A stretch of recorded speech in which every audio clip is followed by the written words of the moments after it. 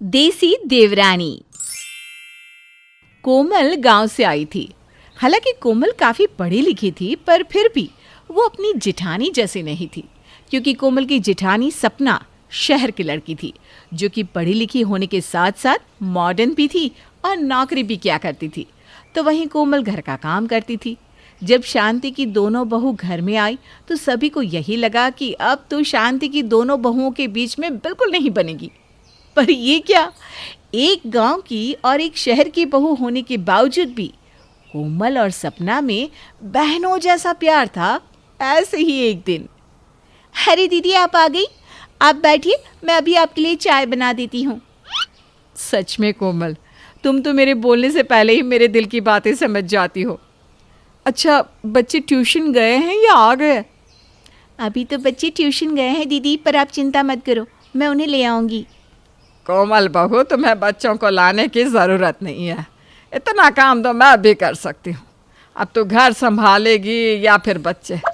और तू अपने बच्चों के साथ अपनी जिठानी के बच्चे भी संभालती है। मुझे तो अपनी दोनों बहुओं के बीच में इतना प्यार देखकर बहुत अच्छा लगता है। भगवान ना करे तुम दोनों के प्यार को कभी किसी की नज़र लगे। माँ जी, जिस प्यार में और अपनेपन में विश्वास होता है ना, वहाँ किसी की नज़र नहीं लगती। शांति अपनी दोनों बहुओं से बात कर रही होती है और कोमल अपनी सास और जिठानी के लिए गर्मा गर्म चाय बनाती है कि तभी उनकी पड़ोसन कमला शांति के घर आती है और दोनों बहुओं के बीच का प्यार देखकर शांति से कहती है, शांति बहन, तुम्हारे तो भाग्य खुल गए इतनी अच्छी बहुएं पाकर।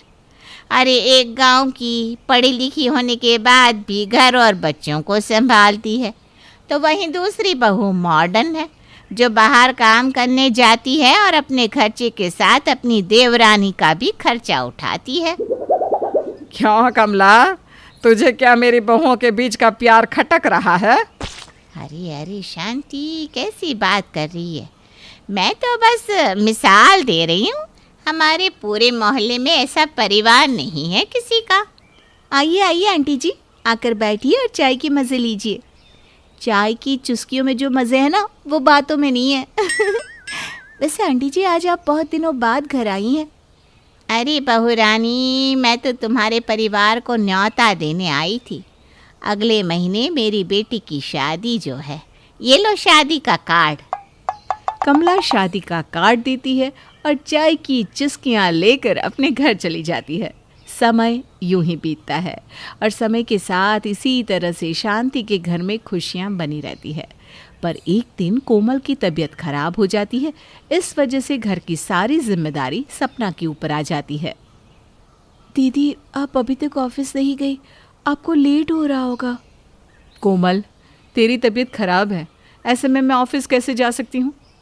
इसलिए मैंने कुछ दिनों के ऑफिस से छुट्टी ही ले ली है। जब तक तेरी तबीयत ठीक नहीं हो जाती, घर और बच्चों को मैं संभालूंगी। इस तरह से सपना तब तक घर में छुट्टी करके रहती है जब तक कि कोमल की तबीयत ठीक नहीं हो जाती।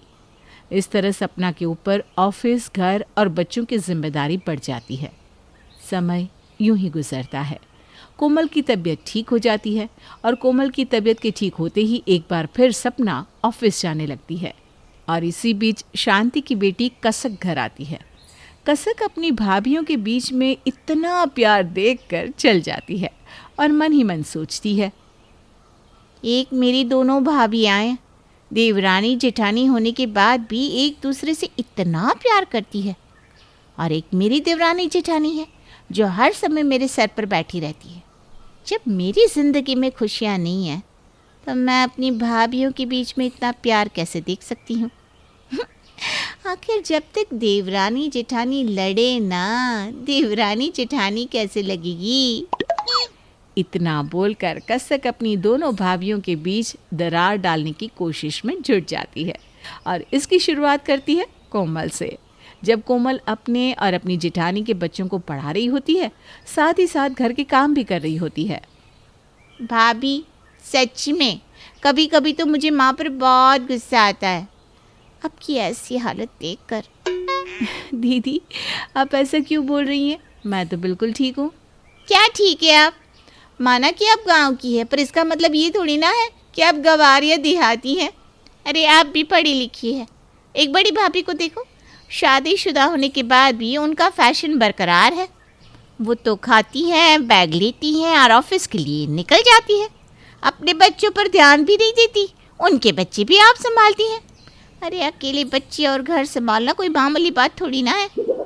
दीदी, आप बेकार में ही चिंता कर रही हैं, मुझे इन सब से कोई प्रॉब्लम नहीं है। अरे मैं तो खुद दीदी को कहती हूँ कि वो बाहर जाकर काम करे, घर संभालने के लिए मैं हूँ ना। इतना बोलकर कोमल एक बार फिर घर के कामों में लग जाती है और साथ ही साथ बच्चों पर भी ध्यान देती है। कसक की कोई भी चाल कोमल पर काम नहीं करती, इसलिए जब शाम को सपना घर आती है तो कसक अपनी बड़ी भाभी को भड़काने की कोशिश में लग जाती है। सच में भाभी, आप कितनी मेहनत करती है, पर किसी को आपकी मेहनत नज़र नहीं आती। बस सबको ये नज़र आता है कि आप कितनी मॉडर्न है। सब तो बस कोमल भाभी की तरफदारी करते हैं, किसी को आपसे प्यार नहीं भाभी। अरे हर कोई मुझ पर जान छिड़कता है और सबसे ज़्यादा तो कोमल को ही मेरी फिक्र सताती है। ये सब सिर्फ दिखावा है भाभी, सच्चाई तो कुछ और ही है जिससे आप अनजान हैं।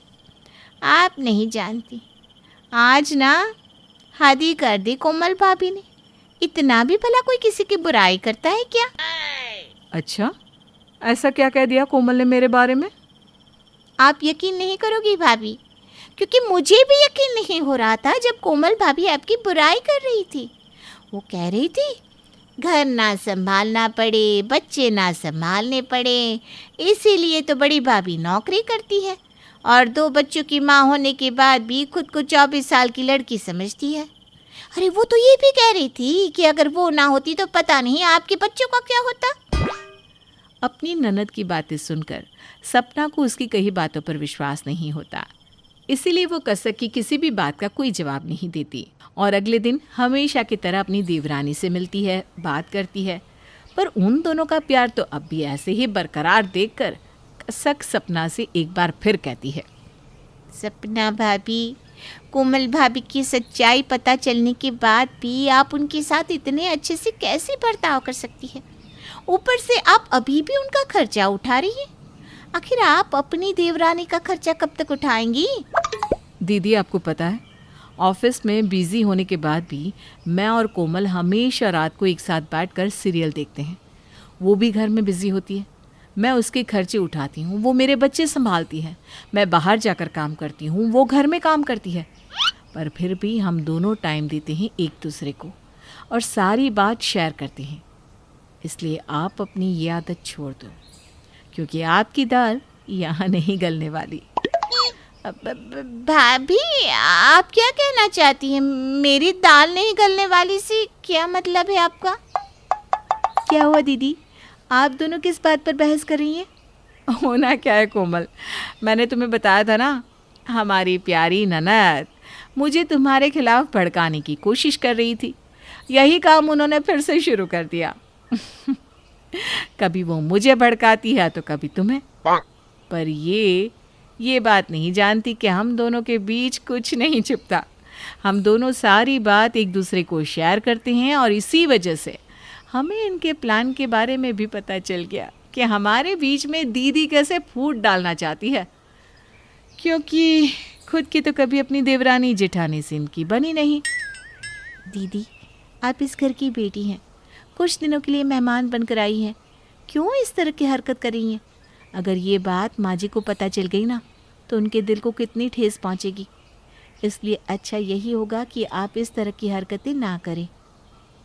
सपना और कोमल मिलकर कसक को अच्छा सबक सिखाती है, जिसके बाद कसक का मुंह बन जाता है और वो नाराज़ होकर अपना सामान लेकर अपने ससुराल वापस चली जाती है।